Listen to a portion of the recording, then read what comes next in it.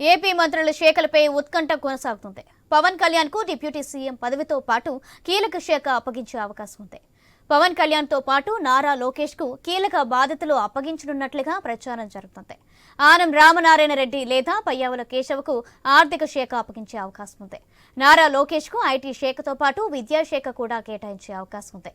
అయితే మైనార్టీ శాఖను ఫరూక్ కి అప్పగించే అవకాశాలు కనిపిస్తున్నాయి. ఇదిలా ఉంటే 24 మందిలో 6గురికి మాత్రమే గతంలో మంత్రులుగా పనిచేసిన అనుభవం ఉంది.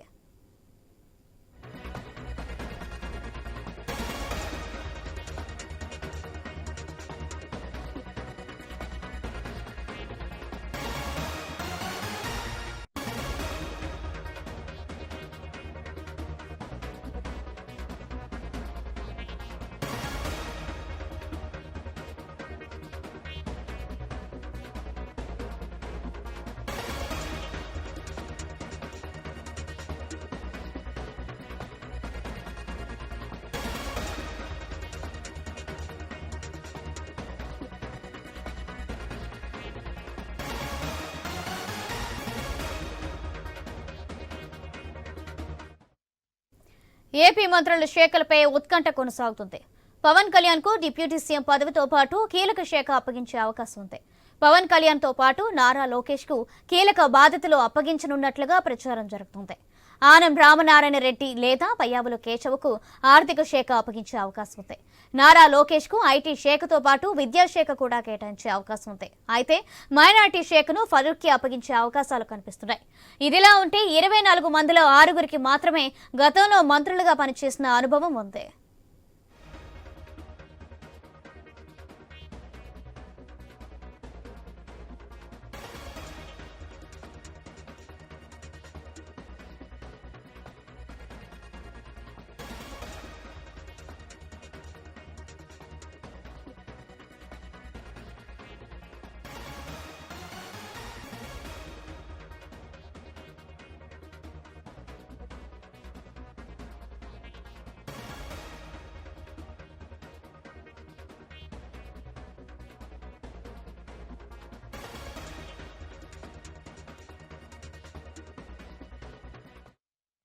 ఏపీ మంత్రుల శాఖలపై ఉత్కంఠ కొనసాగుతుంది. పవన్ కళ్యాణ్ కు డిప్యూటీ సీఎం పదవితో పాటు కీలక శాఖ అప్పగించే అవకాశం ఉంది.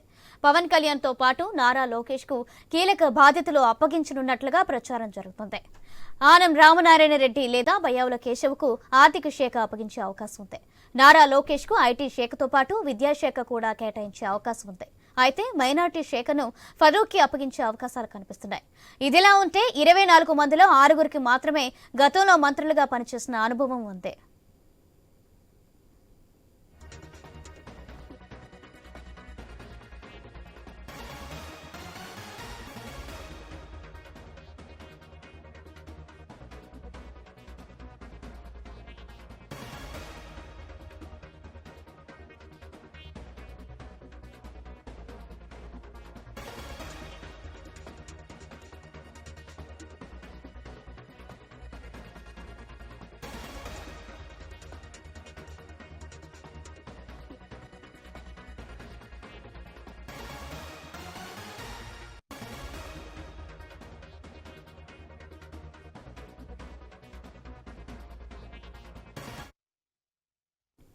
మంత్రులకు శాఖల కేటాయింపుపై కొనసాగుతున్న ఉత్కంఠ కొనసాగుతుంది.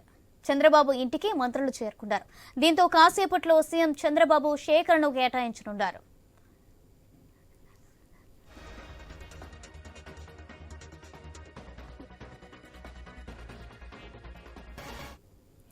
మంత్రులకు శాఖల కేటాయింపుపై కొనసాగుతున్న ఉత్కంఠ చంద్రబాబు ఇంటికి మంత్రులు చేరుకున్నారు. దీంతో కాసేపట్లో సీఎం చంద్రబాబు శాఖలను కేటాయించనున్నారు. రైట్, ఇదే అంశానికి సంబంధించి మరింత సమాచారం మా ప్రతినిధి హరీష్ అందిస్తారు. హరీష్, ప్రస్తుతం మంత్రులతో చంద్రబాబు నాయుడు సమావేశం జరుగుతుంది. ఈ సమావేశానికి టీడీపీ నుంచి గెలిచినటువంటి శాసనసభ్యులు మంత్రులుగా ప్రమాణ స్వీకారం చేసినటువంటి వారు హాజరయ్యారు.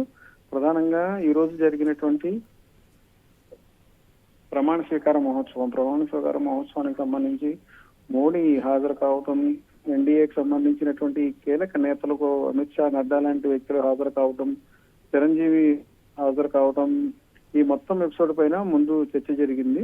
ప్రమాణ స్వీకారం జరిగినటువంటి విధానం, మోడీ రావటం, ఆయన వచ్చినటువంటి ప్రభావం ఎలా ఉంటుందన్న దానిపైన కూడా చర్చ జరిగింది. ఈ సమావేశంలో చాలా ఉత్సాహంగా ముఖ్యమంత్రి చంద్రబాబు కనిపించారు. మంత్రులతో సరదాగా మాట్లాడారు. వచ్చినటువంటి అవకాశాన్ని సద్వినియోగం చేసుకోండి అంటూ వారికి తనదైన శైలిలో వివరణ ఇచ్చేటువంటి ప్రయత్నం చేసినటువంటి పరిస్థితి ఉంది. అదేవిధంగా రాబోయేటువంటి రోజుల్లో ఇక కేబినెట్ కి సంబంధించినటువంటి మంత్రులకి పోర్ట్ఫోలియోలకు సంబంధించినటువంటి కేటాయింపులు చేయాల్సినటువంటి సిచ్యువేషన్ ఉంది. వాటిపైన కూడా చర్చించినట్లుగా చెబుతున్నారు. మరి కాసేపట్లోనే పోర్ట్ఫోలియోలకు సంబంధించినటువంటి కేటాయింపులు జరిగేటువంటి అవకాశం ఉంది. అధికారికంగా ప్రకటిస్తారన్నట్టు ప్రచారం కూడా జరుగుతుంది. అయితే ఈ కేటాయింపులు జరిగిన తర్వాత చంద్రబాబు నాయుడు తిరుపతికి బయలుదేరి వెళ్తారు. ఈ రోజు రాత్రి తిరుమలలోనూ బస చేస్తారు. రేపు ఉదయం దర్శనం చేసుకుంటారు. వెంకటేశ్వర స్వామి దర్శనం అవుతుంది. ఆ తర్వాత అక్కడ నుంచి బయలుదేరి తిరిగి అమరావతి రానున్నారు.